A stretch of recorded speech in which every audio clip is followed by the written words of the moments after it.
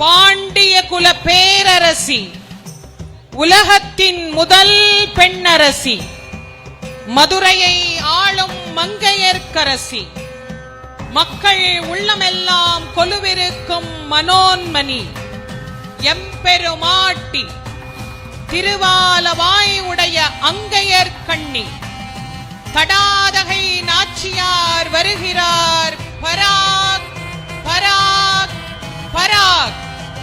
அண்டம் முழுதாளும் அண்ணல், பாண்டிய நாடாளும் பேரரசன், மதுரை பதி எழுந்தருளிய மகேசன், முச்சங்கம் கண்ட கூடல் மாநகரின் முதற் தமிழ்ச் சங்க தலைவன், அடியார்க்கு எளிய அமுதன், பிட்டுக்கு மண் சுமந்து பிறம்படிபட்ட பேரருளாளன், அன்பர்க்கு அழகிய மெய்யன், மீன்விழியாளை மனதாண்ட திருவாலவாய் உடைய சோமசுந்தர சொக்கநாத பாண்டிய மன்னன் வருகிறார்.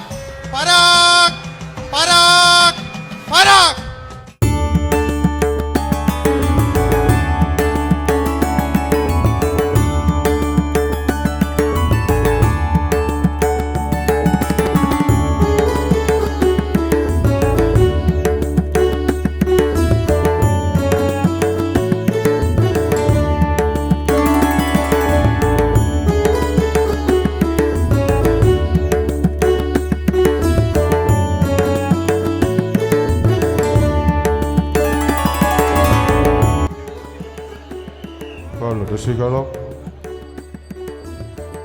மீனாட்சியும் சொக்கநாத பெருமானும் நம்முடைய திருமண மேடைக்கு எழுந்தருள்றாங்க.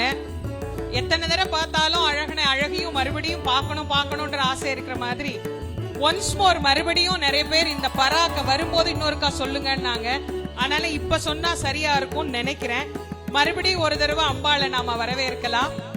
பாண்டிய குல பேரரசி, உலகத்தின் முதல் பெண்ணரசி, மதுரையை ஆளும் மங்கையர்க்கரசி, மக்கள் உள்ளமெல்லாம் கொலுவிருக்கும் மனோன்மணி, எம்பெருமாட்டி, திருவாலவாய் உடைய அங்கையர் கண்ணி, தடாதகை நாச்சியார் வருகிறார். வருகிறார்.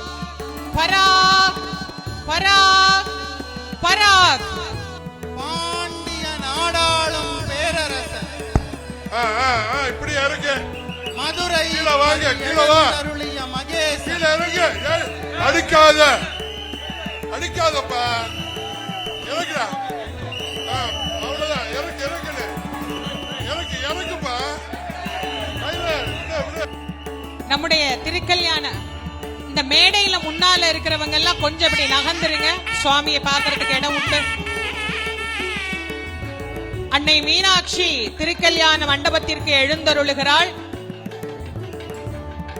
33 கோடி தேவர்களும் வாழ்த்துவதற்கு இந்த திருமணத்திற்கு தயாராக இருக்கிற இந்த நேரத்திலே அன்னை மீனாட்சி எல்லாரும் அன்போடு வரவேற்போம்.